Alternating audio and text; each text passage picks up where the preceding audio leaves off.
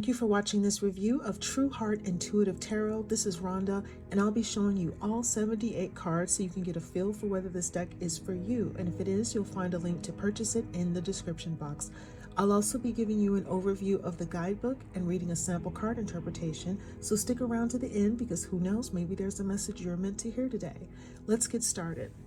This deck and guidebook set was created by tarot reader and actress Rachel True, well known for the film The Craft, as well as the TV show Half and Half, and the illustrations are by artist Stephanie Singleton. The 78 cards and large guidebook come in this box, which is larger than the typical box. It opens from the side. It's not made of the typical harder cardwood, but rather a softer corrugated cardboard. And the box opens from the side.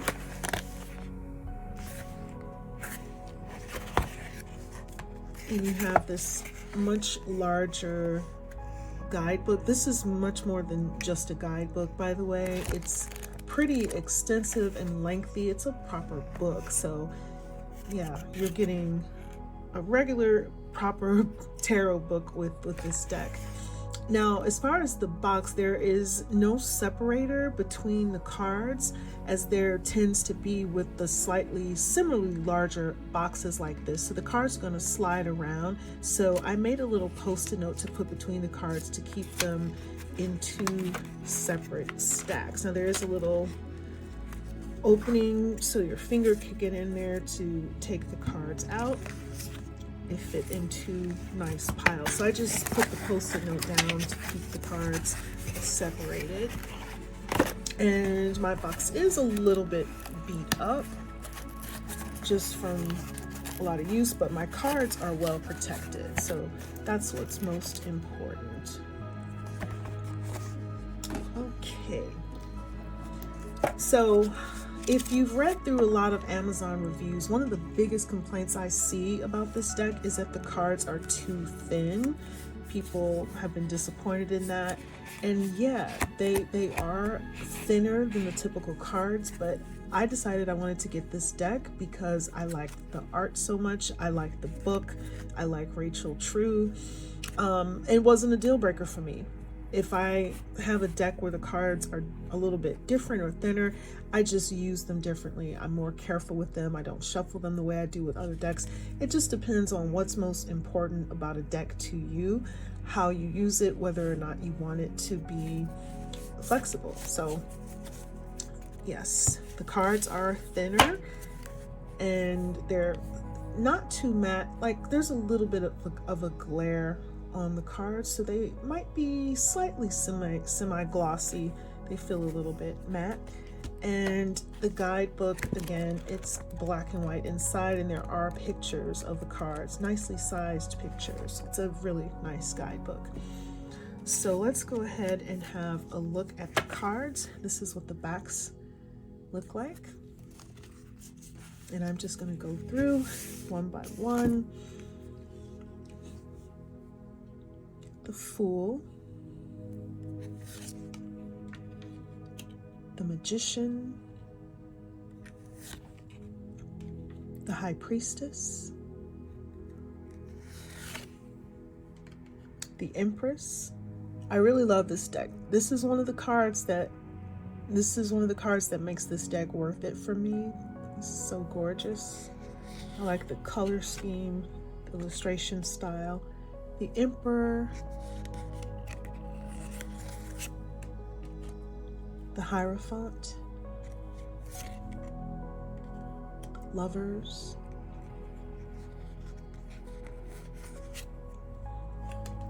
Chariot, Strength, Hermit, Wheel of Fortune,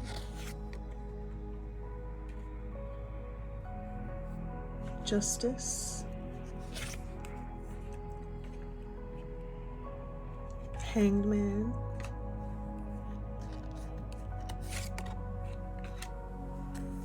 Death, Temperance, the Devil, the Tower, the Star, the Moon, the Sun, Judgment, the World. Now we're moving into the Minor Arcana, Ace of Cups, Two of Cups, Three of Cups,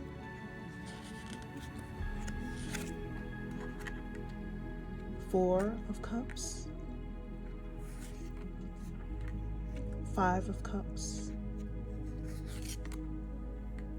Six of Cups, Seven of Cups, Eight, 9, 10, Princess of Cups, Prince of Cups, Queen of Cups,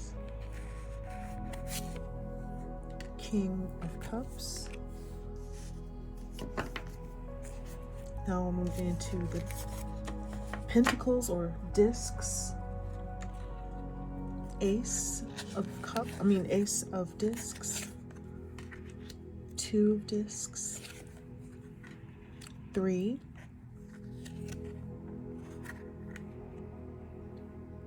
4, and I'll just show the cards rather than naming them.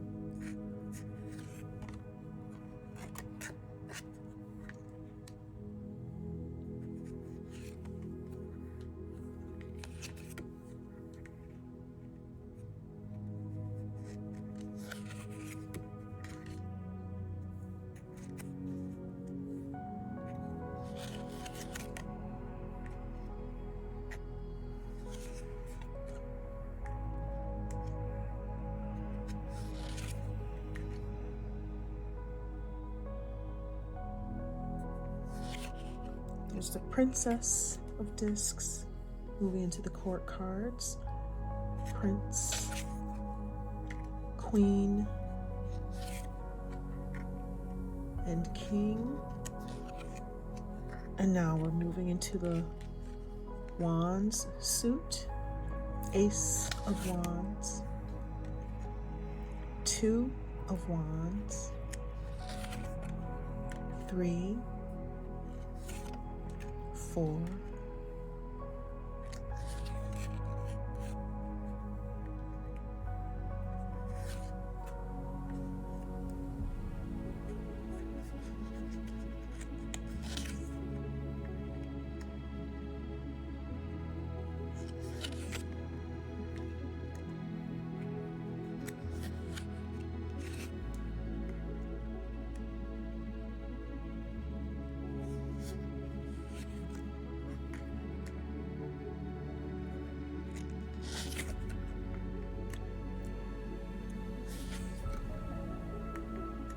Now we're in the court cards, Prince and Princess, Queen, and King of Wands. And now we're in the suit of swords, Ace of Swords, Two of Swords, 3, 4, 5.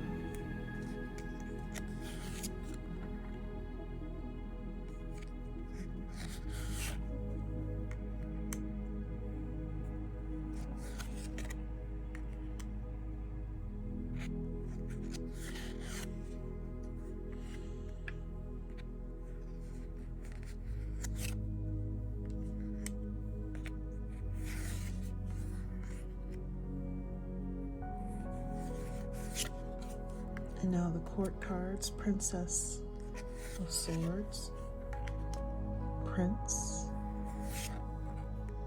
Queen, King, And if you like what you've seen so far of the cards, you can hit that link in the description box to get yourself a copy. And now we're going to take a look at the guidebook, which, as I noted before, is so much more than a guidebook. The first thing Rachel does in the introduction of the guidebook is dispel the notion that she got into the tarot because of her role in The Craft, which was a movie about teenage girls in high school and witchcraft, if you haven't seen it. So Rachel True had actually been into the tarot well before she got the opportunity to star in the film. The book is largely autobiographical. She gives a lot of personal information in her introduction about her personal tarot journey. She uses stories from her personal life and experiences in Hollywood to provide real-life scenarios that show the major arcana card meanings in action, which is an element that most tarot guidebooks do not have. Real-life stories to help you understand how the cards relate to everyday experience. I mean, even though most of us do not have everyday experiences in Hollywood, I think they're very similar to experiences any of us might have on a job or with friends in our social lives, in our working lives, etc. So I think that's one of the most valuable things here, because when we're doing readings, we're trying to apply the cards to either a client or a friend's personal life experience or to our own. And the way Rachel brings each card to life through her own stories is a great way to deepen your understanding about the tarot or learn about the tarot in the first place. So if you're really interested in the tarot, whether you're a beginner or an intermediate card reader, this is a nice book to curl up with a cup of tea and read all the way through, not just to reference when you're doing a reading and need to quickly look up a card. This is a nice sit down and read book if you're interested in the tarot. So in the instructional sections, Rachel offers some advice on how to tap into your intuition. She has a centering and breathing meditation. She talks about learning to pick up on energy, how to ground yourself in nature. She gives a little history of the tarot, discusses how to choose a deck, how to care for your deck, how to set up an altar, and how to connect with your cards using a method she calls the Actor's Way exercise, in which you develop a personal relationship with every single card in the deck before you even read the standard meanings. And this will work for people who don't know the tarot yet. If you already know, you could still do this, but it's a little different because you already have your biases and preconceived notions or studied notions of what the cards mean in their standard senses. So in the next section, Rachel digs into the deck, discussing the symbols and symbolic meanings of numbers. Let me find out. So she discusses the symbolic meanings of the numbers, which you'll find on each card. She explains the 4 suits, cups, wands, swords, and discs, then explains putting numbers and suits together to derive meaning. She talks about the court cards and has a unique perspective on reading the high and low vibrations of the cards based not on upside down or right side up meanings, but rather on your own intuitive assessments. She says all the cards have positive and negative energies, and she encourages us to ask ourselves, is this card that I pulled speaking to my high vibe or my low vibe? So in the card interpretation section, she also has tarot spreads. I might get back to that. But in the card interpretation sections, the 22 major arcana cards each have about 4 or 5 pages devoted to their interpretation. That's a lot, and it takes up a lot of there's a lot of the storytelling that she includes there. So there's also an image of the card, some high and low vibe keywords, a lengthy description of the meaning, including a smaller section on the low vibe meaning, followed by 2 to 3 pages with one of Rachel's personal stories, which she relates to the card meaning.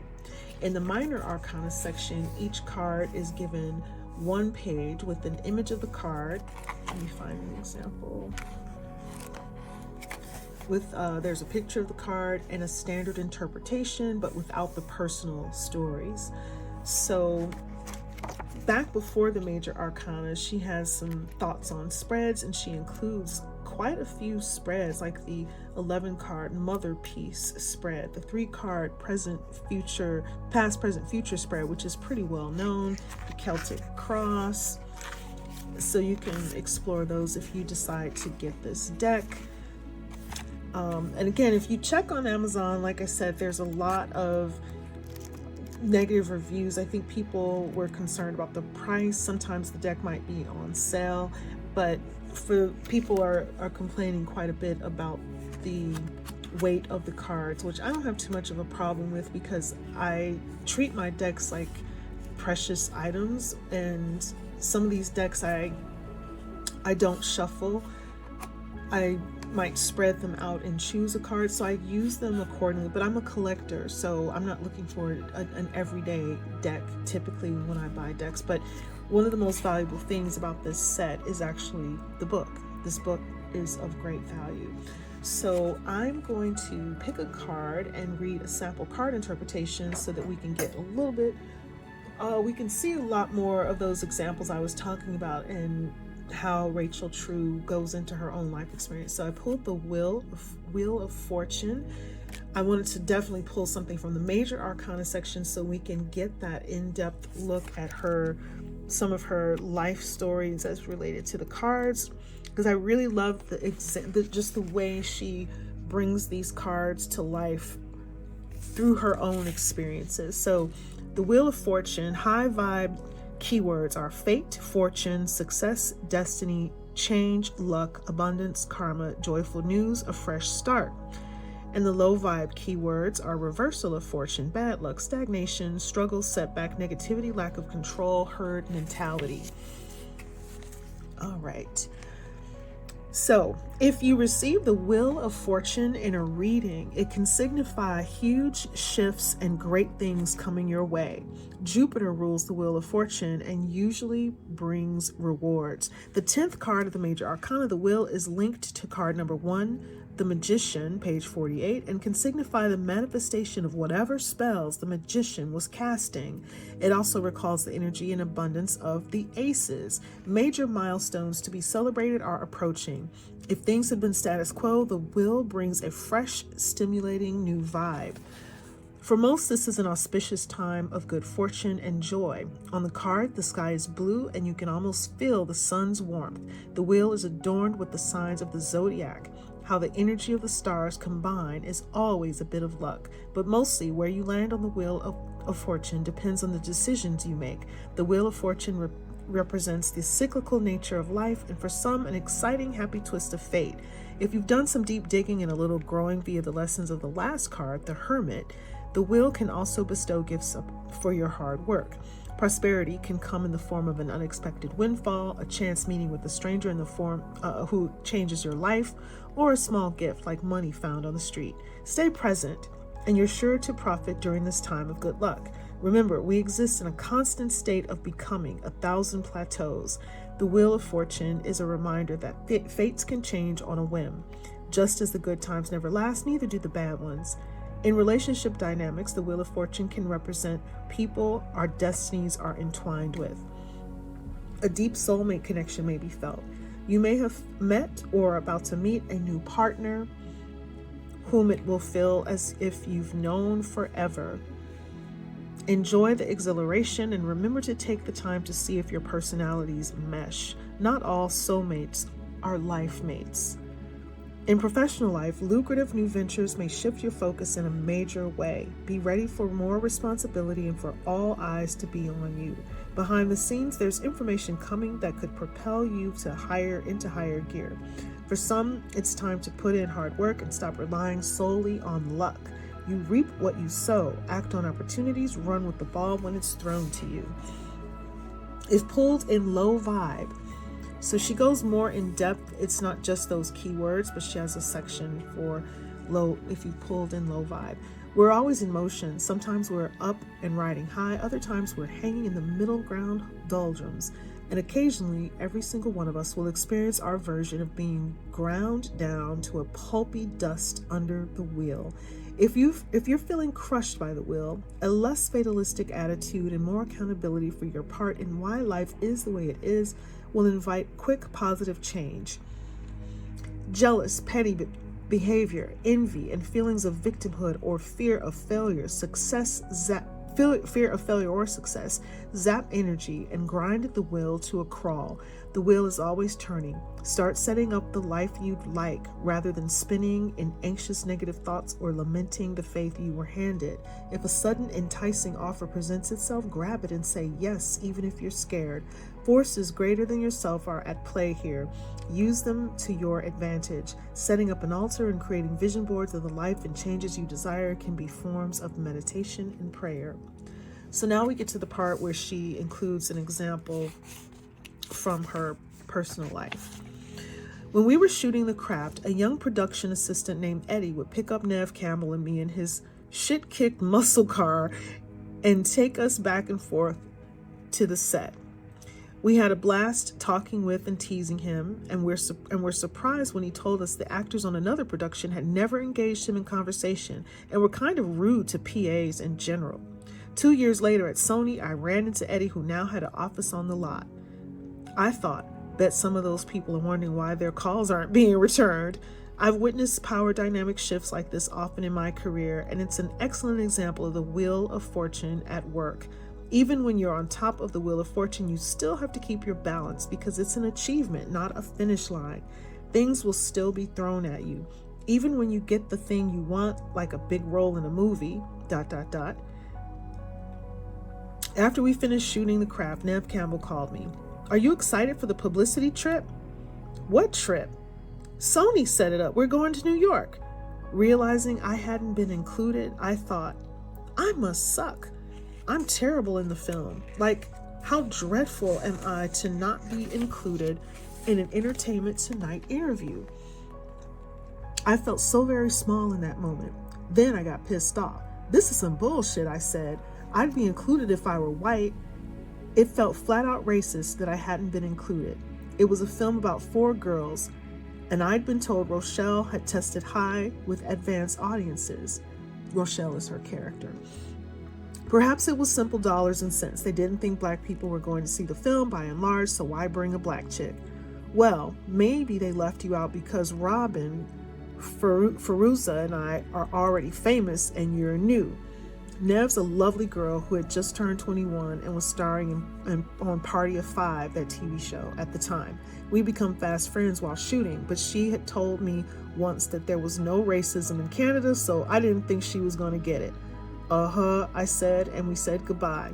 Ultimately, that's what you do as a person of color in America. You swallow a lot of bullshit. The next day, I got a call from the film's producer, Doug Wick, inviting me to come on the publicity tour. Neve had insisted I be included. I really appreciated her extending herself. Not all actors are that generous, but the whole thing left me feeling outside the group. That night, I did a simple reading from my Mother Peace deck and pulled the Wheel of Fortune. I rolled my eyes at first, but then tried to live in acceptance. I thought this film was going to change everything for me, but Hollywood was still Hollywood. I wish I could go back and whisper in my younger self's brain, this isn't about you specifically. You are simply a sentient being. This is about economics, race, and gender, which are all external things placed upon you by the society you live in. I had to talk myself down. Most people fight against reality. They're mad they're at the bottom of the wheel. I used it to motivate me. I regrouped and figured out how to continue to rise. The road to success is rarely as straightforward as A to B. It's more like A, Q, W, F, then B. At the apex, at the very top of the wheel, you better strap in. It's dizzying up in the stratosphere and much farther of a fall down.